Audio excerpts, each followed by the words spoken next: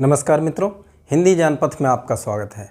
आज हम चर्चा करेंगे उच्चारण स्थान की। उच्चारण स्थान एक ऐसा टॉपिक है जो हर पाठ्यक्रम में स्कूली शिक्षा से लेकर कक्षा 6 से लेकर और प्रतियोगी परीक्षाओं तक आता है। छोटे से छोटे, बड़ी बड़ी प्रतियोगी परीक्षाओं में, कॉम्पिटिटिव एग्जाम्स में आता है। और साथ ही इसमें एक खास बात है, हर अक्षर को रटना कि कौन सा वर्ण किस उच्चारण स्थान से बोला जाता है, ये रटना ये भी एक कठिन समस्या में मालूम पड़ती है।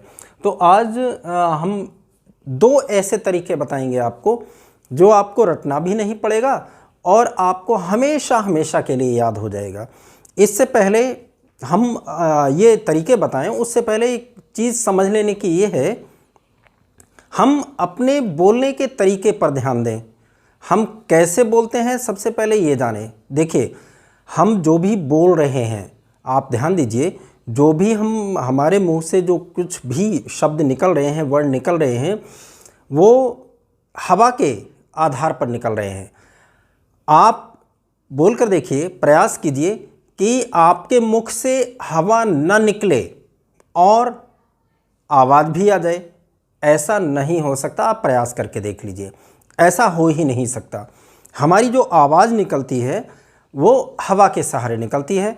हम अपने पेट से वायु को लाते हैं और वो हमारे मुख के विभिन्न हिस्सों से, विभिन्न अंगों से टकराती हुई बाहर निकलती है। और जो विभिन्न अंगों से टकराती है, इसी कारण विभिन्न प्रकार की आवाज़ें, ध्वनियाँ निकलती हैं। जैसे उदाहरण के लिए ले लीजिए, हमने बोला माँ, माँ, तो हमने जो हवा निकाली है वो दोनों होठों को आपस में मिला करके तब हवा को छोड़ा है और एक विशेष प्रकार की ध्वनि निकली है। वहीं पर अगर हम का बोलें, का, इसमें होठों की आवश्यकता नहीं है। अगर हम त बोलें, त, मतलब हमारी जीभ दांतों से लग रही है। तो हम इस तरह से जो हवा निकालते हैं वो हम अपने मुख के विभिन्न अंगों से स्पर्श कराते हुए निकालते हैं। इसलिए हमारे मुख से अनेक अनेक प्रकार की ध्वनियाँ, अनेक अनेक प्रकार के वर्ण निकलते हैं। अब यहाँ एक बात ये ध्यान देंगे हम कि हमारे पेट से जो वायु आ रहा है, जो प्राण वायु आ रहा है, वो किस रास्ते से बाहर आता है, ये समझ लेने का विषय है। हमने एक चित्र बना करके समझाने का प्रयास किया है। देखिए, सबसे पहले जो हमारे उदर से प्राण वायु आ रहा है, वो उसके रास्ते में सबसे पहले हमारा कंठ पड़ता है, गला पड़ता है, और कंठ के बाद फिर और ऊपर आया तो तालु है। तालु स्थान होता है गले से और मुंह की ओर, मतलब जीभ जहाँ ऊपर ठहरती है, मुंह में अंदर ऊपर साइड में जीभ की छत समझ लीजिए, तालु होता है। उसके और आगे का स्थान मूर्धा होता है। उसके आगे दांत होते हैं और दांतों से भी आगे हमारे होंठ होते हैं। हमारे उच्चारण स्थानों का क्रम ये है, यहाँ से उधर से जो प्राण वायु आया उसके रास्ते में सबसे पहले कंठ पड़ेगा, इसके बाद तालु, इसके बाद मूर्धा, और फिर ये दांत इसके रास्ते में पड़ते हैं, और अंत में ओष्ठ पड़ते हैं, और ओष्ठ के बाद, होंठों के बाद कोई अंग नहीं पड़ता है और प्राणवायु बाहर निकलता है। अब इस बोलने की प्रक्रिया में हमारा प्राणवायु जिस जिस अंग को स्पर्श करता है उसी प्रकार से ध्वनियाँ निकलती हैं। तो अब ये चीज़ हम सभी जानते हैं, हमारे अंगों का क्रम सभी जानते हैं। अच्छा, दूसरी बात ये है कि जो हमारी वर्णमाला है, हमारे जो व्यंजन के माध्यम से हम शुरू करेंगे, स्वर उसी में आ जाएंगे। व्यंजन हमारे जो वर्णमाला का क्रम है, सबसे पहले क वर्ग है, इसके बाद च वर्ग है, ट वर्ग है, त वर्ग है और प वर्ग है। ये हमारे वर्णों का क्रम है। क वर्ग क ख ग घ ङ, च छ ज झ ञ, ट ठ ड ढ ण, त थ द ध न, प फ ब भ म। ये हमारी वर्णमाला में वर्णों का क्रम है। तो सबसे पहले हमारा, अब देखिए इनको कोरिलेट कीजिए। सबसे पहले हमारा उच्चारण स्थान क्या है? कंठ। हमारे प्राणवायु के रास्ते में सबसे पहले पड़ा कंठ। और इधर हम देखेंगे सबसे पहला हमारा वर्ग कौन सा है? क वर्ग। क ख ग घ ङ, ये हमारे वर्ण है सबसे पहले। तो सबसे पहले कंठ उच्चारण स्थान और सबसे पहला क वर्ग। मतलब क वर्ग जो है कंठ से बोला जाता है, रटने की आवश्यकता नहीं है। पहला उच्चारण स्थान कंठ, पहला वर्ग क वर्ग, यानी क वर्ग के पांचों वर्ण किससे बोले जाएंगे? कंठ से। दूसरा हमारा उच्चारण स्थान है कंठ के बाद तालु, और उधर हमारा उच्चारण वर्ग क्या है? वर्णों का वर्ग क्या है? च वर्ग। च छ ज झ ञ दूसरे नंबर पर, इधर भी दूसरे नंबर पर देखिए और इधर भी दूसरे नंबर पर देखिए, च वर्ग। तो रटने की जरूरत ही नहीं है। च वर्ग च छ ज झ ञ तालु से बोले जाते हैं। और इसके आगे हम चलते हैं ट वर्ग। ट वर्ग तीसरे नंबर पर है। तीसरे नंबर पर यहाँ क्या है? मूर्धा। तो ट वर्ग मूर्धा से बोला जाता है। ट ठ ड ढ ण, ये मूर्धा से बोले जाते हैं। अगला हमारा उच्चारण स्थान क्या है? दंत। त थ द ध न, अगला दंत है। और इधर अगला वर्ग त वर्ग है, दंत से बोले जाते हैं। अगला हमारा इधर उच्चारण स्थान क्या है? ओष्ठ। और हमारा जो वर्ग है वो पवर्ग है। मतलब ओष्ठ से पवर्ग, प फ ब भ म, ये ओष्ठ से बोले जाते हैं। मतलब हमको रटने की आवश्यकता नहीं है। जो हमारे उच्चारण स्थानों का क्रम है वही हमारा वर्णमाला का क्रम है। बस क्या क्रम है? ये क्रम अपने शरीर में ही हमको ध्यान रहेगा। और इधर वर्णमाला तो याद होगी ही कौन सा क्रम है। अच्छा, इधर देखिए आप, अब इनको हम कोरिलेट करते हैं स्वरों को। देखिए अ पहला स्वर है अ, और पहला उच्चारण स्थान क्या है? कंठ। अ कंठ से बोला जाता है। हाँ, ये जो वर्ण बचे हैं इनमें थोड़ा सा ध्यान रखने की आवश्यकता है। आपके मोस्टली अक्षर कवर हो गए और कुछ ही वर्ण बचे हैं जिनको आपको ध्यान रखना है। देखिए आ, दूसरा उच्चारण स्थान तालु है। ई तालु से बोला जाता है। ई दूसरा स्वर है। देखिए अ ह्रस्व आ हो या दीर्घ आ हो, आ होता है। वो दोनों एक ही उच्चारण स्थान से बोले जाएंगे। ई जो है दूसरा वर्ण है, चाहे ह्रस्व हो या दीर्घ हो, तो ये दूसरे उच्चारण स्थान है, यानी तालु से बोला जाएगा। ये देखिए तीसरा मूर्धा आ गया। ठीक है, ऊ का थोड़ा क्रम बदला है, वो प्रयत्नों के आधार पर थोड़ा सा कुछ अंतर है, बस इसका ध्यान रखना है। ओष्ठ से बोला जाता है। अच्छा, र, रा और श ये एक स्थान से बोले जाते हैं। ल, स ये दंत से बोले जाते हैं। और इस तरह से हम देखेंगे। हाँ, तो अब हमारे कुछ स्वर बचते हैं, ए, आई, ओ, औ। अब यहाँ देखिए, ए समझने की चीज़ें हैं, रटने की नहीं। ए, आ और ई, इन दोनों वर्णों को मिलाने पर ए बनता है, ये संधि में सब जानते हैं। तो आ का उच्चारण स्थान क्या है? कंठ। और ई का उच्चारण स्थान तालु। आ का उच्चारण स्थान कंठ और ई का उच्चारण स्थान तालु।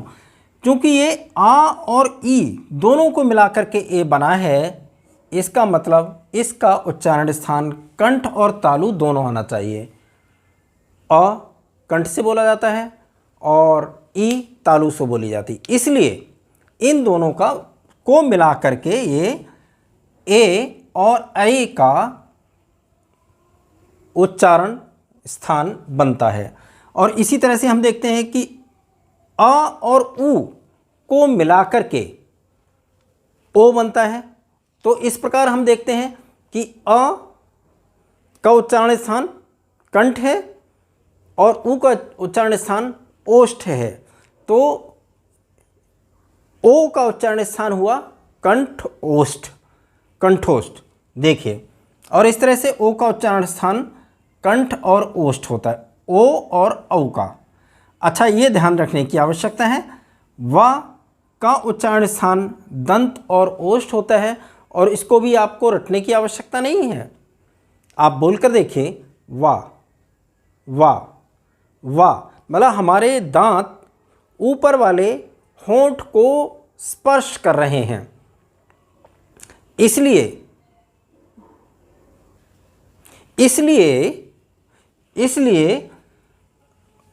इसका उच्चारण स्थान है दंत और ओष्ठ, दंत ओष्ठ। बोलकर देख लेंगे, वाह बोलकर देखेंगे, वाह बोलेंगे तो दांत हमको अपने ऊपर वाले होंठ से स्पर्श करते हुए बिल्कुल स्पष्ट हो जाएंगे और हम समझ जाएंगे कि इसका उच्चारण स्थान दंत और ओष्ठ है। अब देखिए, अब एक बात ये बचती है कि ये जो पंचम वर्ण है ना, पंचम वर्ण, प्रत्येक वर्ग के पंचम वर्ण, इसको ये छूट रहे हैं। अब इसमें आप देखेंगे, इसका इन पांचों का उच्चारण मुख और नासिका दोनों से होता है। नासिका, नासिका मतलब नाक, इसीलिए इनको अनुनासिक कहते हैं। ये पांचों वर्ण अनुनासिक होते हैं। अनुनासिक का मतलब जो मुख और नासिका दोनों अंगों से बोला जाए, मुख नासिका वचनोनासिका, मतलब ये पांचों ङा ञा णा ना मा, ये पांचों वर्ण नाक से बोलकर देख लीजिए, ङा मा ना, नाक से आवाज़ आ रही है, तो मुख और नासिका दोनों की सहायता से बोले जाते हैं, ये अनुनासिक कहलाते हैं। और बोलते भी हैं नाक से, जब बोल रहे हैं तो स्पष्ट हो जाएगा कि ये इन पांचों वर्णों का उच्चारण स्थान नासिका। अच्छा, अनुसार नाक से बोला जाता है, अनुस्वार नाक से बोला जाता है। अनुस्वार ये बिंदी होती है ना, कई लोग इसको अंक की बिंदी भी कह देते हैं, इसका नाम है अनुस्वार। अनुस्वार नाक से बोला जाता है। और एक चीज़ आपको बता दी जाए कि आधुनिक हिंदी में इन पांचों पंचमाक्षरों के स्थान पर अनुस्वार का प्रयोग होने लगा है। अब ये सभी वर्ण हमारे इसमें शामिल हो गए, बस ये 4-6 बचे हैं, इनको बस याद कर लेंगे, बाकी पूरी वर्णमाला आपको रटने की आवश्यकता नहीं है। अच्छा, एक तरीका तो ये है कि हम अपने, जो अभी बताया कि हम अपने अंगों को ध्यान में रखेंगे, और ध्यान में रखने की आवश्यकता नहीं, बस एक बात समझ लीजिए, कंठ, तालु, मूर्धा, दंत और होष्ठ, ये हमारा क्रम है अंगों का, मतलब प्राणवायु के पेट से बाहर निकलने का क्रम है ये, जो अंग रास्ते में पड़ते हैं। और यही क्रम हमारा इस वर्णमाला में वर्णों का है। तो उसी आधार पर हम इसको समझ लेंगे, उसी आधार पर हम इसको बता देंगे, हमको रटने की आवश्यकता नहीं है। अच्छा, एक तरीका, हमने आपको 2 तरीके बताए थे, दूसरा तरीका है हमारा, देखिए आपको कुछ भी रटने की आवश्यकता नहीं है, आप समझ लीजिए, आप किसी भी वर्ण को बोल कर देख लीजिए। उदाहरण के लिए क क क क जब हम बोल रहे हैं तो ध्वनि हमारे कंठ से सीधे बाहर आ रही है, हमारी जिह्वा भी इधर उधर नहीं हिल डुल रही है, हमारे दांतों को भी टच नहीं कर रही है, तालू को भी टच नहीं कर रही है, हमारे होष्ठ भी आपस में स्पर्श नहीं कर रहे हैं, मतलब क बोलते समय हमारे कंठ से सीधे वायु बाहर आ रहा है।